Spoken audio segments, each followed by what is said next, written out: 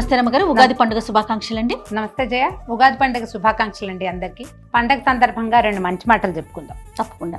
క్రోధినామ సంవత్సరంలో నుంచి విశ్వావసులోకి వస్తున్నాం. అవును రమ్మగారు. అయితే ప్రతి సంవత్సరము మనం ఏంటి న్యూ ఇయర్ రిజల్యూషన్ అనుకుంటాం కదా.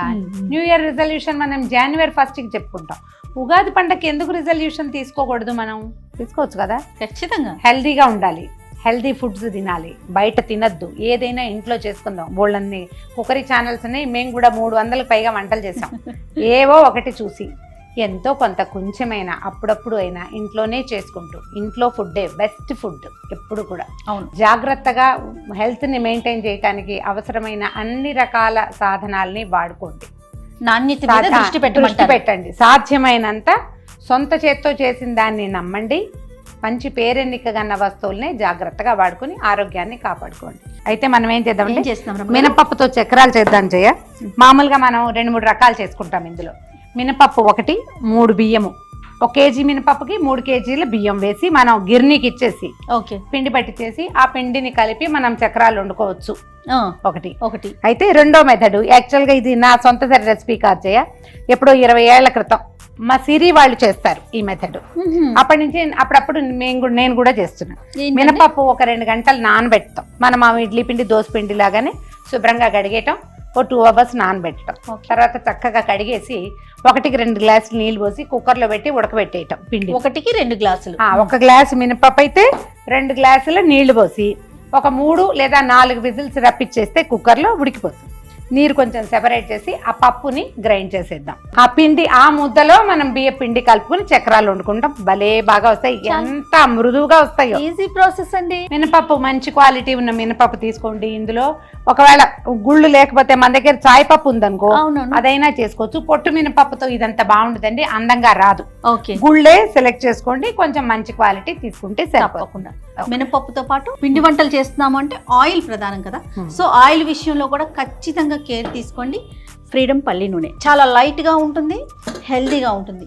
డెఫినెట్గా పిండి వంటల్లో ఫ్రీడమ్ రిఫైన్డ్ ఆయిల్ని ఉపయోగించండి. అలాగే మంచి నూనె అంటేనే ఫ్రీడమ్ ఆయిల్. ఫ్రీడమ్ ఆయిల్లో లీటర్ నూనె కొంటే అందులో ఖచ్చితంగా లీటర్ ఆయిల్ ఉంటుంది. అదే చాలా కంపెనీ నూనె ప్యాకెట్లలో లీటర్కి కొన్నా అందులో లీటర్ ఆయిల్ ఉండదు. అందుకే క్వాలిటీతో పాటు క్వాంటిటీ కూడా ఖచ్చితంగా ఇచ్చేది ఫ్రీడమ్ ఆయిల్ మాత్రమే. ఫ్రీడమ్ అంటేనే నమ్మకం. ఉడకబెట్టేసారమ్మా. ఇదిగో మినపప్పు నానబెట్టింది, తర్వాత ఉడకబెట్టాను చూడండి. ఇట్లా 3 విజిల్స్ తెప్పిస్తే ఇట్లా మృదువుగా అయిపోతుంది. దీంట్లో మనం పోసిన నీళ్ళు ఎక్కువ లేవు, కొద్దిగానే ఉన్నాయి. అవునవును. కొంచెం నీరు పక్కకు పెట్టి, ఒకవేళ నీరు ఎక్కువ ఉంది అనిపిస్తే నీరు పక్కకు పెట్టండి. దీన్ని ఏం చేస్తాం, మిక్సీలో వేసేసి మృదువు పేస్ట్ లాగా గ్రైండ్ చేసేసేయండి. ఎట్లా ఇప్పుడు ఏ పిండి లాగా రుబ్బుకోవాలి? మనం ఇడ్లీ పిండి లాగా రుబ్బేసి, ఇడ్లీ పిండి లాగానే మృదువుగా, అంతే. అంటే ఎక్కువ నీళ్లు పోసి లూజ్ గా చేయదు, కొంచెం సరి ఆ మాత్రంగా. ఇందులో ఉన్న తడే దీనికి సరిపోతుంది.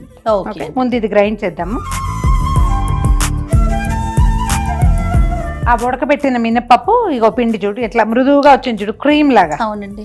ఇప్పుడు ఈ క్రీమ్ లాగా ఉన్న పప్పులోకి, పిండిలోకి మనం ఏం చేస్తాం, ఇది 1 గ్లాసు మినపప్పు పెట్టాం, 3 గ్లాసుల బియ్య పిండి. కావలసిన నీళ్లు పోసుకోవచ్చు. ముందు ఇది ఇందులో పెట్టుకుందాం. మిర్చి కొంచెం కూడా చేసుకోవచ్చు, చక్కగా 15-20 రోజులు నిలవ ఉంటాయి, మహా బాగుంటుంది. ఇందులో కారం వేసుకోం మనం.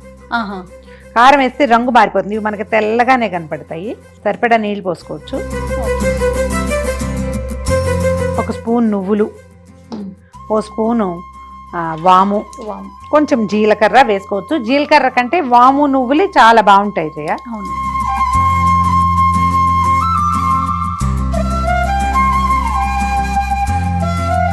ఇప్పుడు దీనికి సరిపడా ఉప్పు కూడా వేసేసి,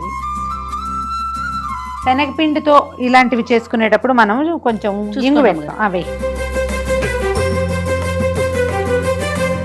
నూనె ఒక 50 గ్రామ్స్ అట్లా నూనె కాచి, ఆ కాగిన నూనె దీంట్లో పోసుకోండి.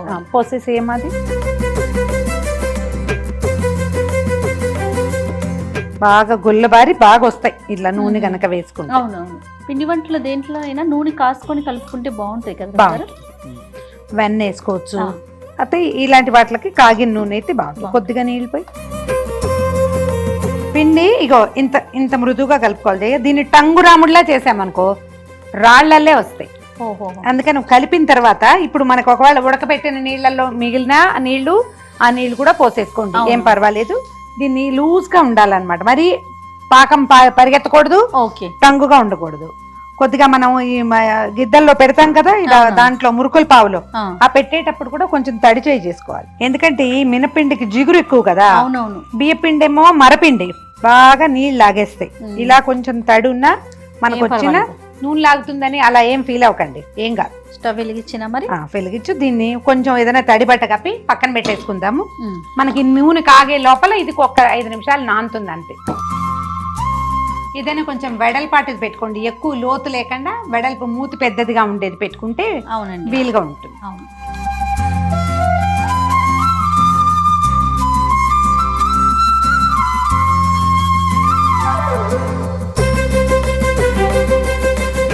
రిఫైండ్ ఆయిల్ అయితే మనకి ఇలా పిండి పదార్థాలు పిండి వంటలకి బాగుంటుంది కదా రమ్మగారు. వాసన బాగుంటుంది, అంటే ఎక్కువ వేరే వాసన రాకుండా ఉంటుంది కదా, నూనె వాసన రాకుండా. నూనె కాగిందో లేదో చూద్దామా. మినపిండి కదా, చేయి వదలదు, నూనె వచ్చేసింది.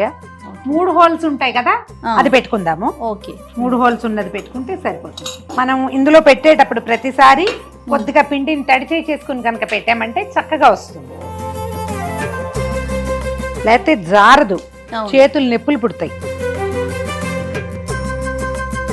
మనం ఏదైనా ఒక ప్లాస్టిక్ కవర్ పెట్టుకోండి, లేకపోతే అరిటాకు పెట్టుకోండి, లేకపోతే మన ఆపక మీద వెనకాలైనా తిప్పచ్చు. చాలా ఇంకొక రౌండ్ బాగా గుండ్రంగా ఎత్తు, అది చాలు చాలు. ఒకటి టకటక ఒక 3-4 పిండేసి ఇలా వేయటం భయం అయితే కనుక దాన్ని తిరగేయండి ఒకసారి. ఓకే, దీని మీద వేయమంటారు. దాని మీద వేసి నూనెలో కొంచెం ఉండు, ఈ వాయి అయిపోయాక అప్పుడు చేద్దాం. కొంచెం సిమ్లో ఉంచండి. ఈ నూనె ఈ బుడగలు తగ్గేదాకా ఆగండి, తర్వాత తిప్పండి. మధ్యలో కదిపామంటే శుద్ధ ముద్ద అయిపోతాయి. కొంచెం ఇందులో పిండి పెడతారు. ఇంకొకటి కూడా పడుతుంది, ఫస్ట్ టైం కదా 4 వేసాం. చూడు, ఈ నురుగు తగ్గాక అప్పుడు మనం దాన్ని తిప్పుకోవాలి పక్కకి. మీకు ఇవి కారం కూడా కావాలి అని భావిస్తే కనుక పచ్చిమిరపకాయలు బాగా మెత్తగా గ్రైండ్ చేసేసేయండి, తొక్కులు ఉండకూడదు. అది కలిపితే బాగా వస్తుంది ఒకవేళ కావాలంటే. అసలు ఇవే మృదువుగా ఉంటాయి, బాగుంటాయి. తెల్లగా ఉంటేనే అందంగా కూడా ఉంటాయి.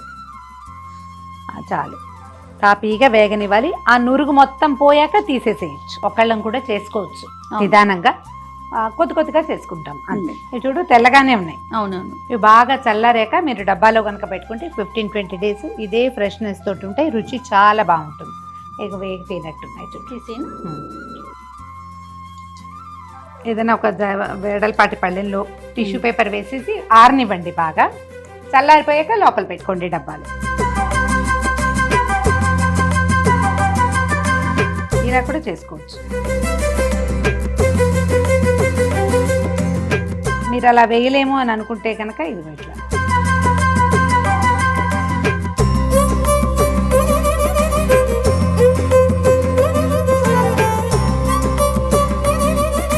మీరు ప్రతిసారి కొంచెం తడి చేసుకుంటేనే ఈ పిండి ఈజీగా వస్తుంది మనకి. లేకపోతే రెక్కలు నొప్పులు పుడతాయి. ఇలా నురుగు తగ్గాక నిదానంగా తిరగేసేయండి. చూడు, ఒకటి చల్లారిందేమో ఎలా వచ్చిందో విరకొట్టి. చాలా బాగా వచ్చింది అమ్మగారు. సూపర్, కరకరలాడుతుంది సౌండ్ చూడండి. మనం కాగిన నూనె పోయటము ఒకటి, దానివల్ల బాగా వస్తాయి. కాగిన నూనె పోస్తే చక్కగా వస్తాయి.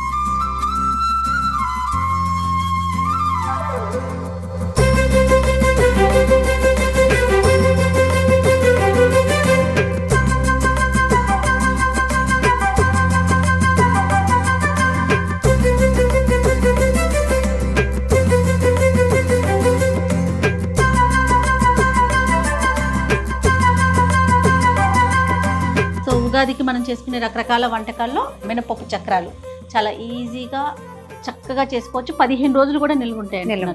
పిల్లలకి బాక్సుల్లో పెట్టచ్చు, కారం ఉండదు కాబట్టి చిన్న పిల్లలు కూడా తినేస్తారు. అవును, ఫ్రెష్ మంచి నూనెతో మాత్రం చేసుకోండి. సో ప్రేక్షకులందరికీ మరొకసారి ఉగాది శుభాకాంక్షలు.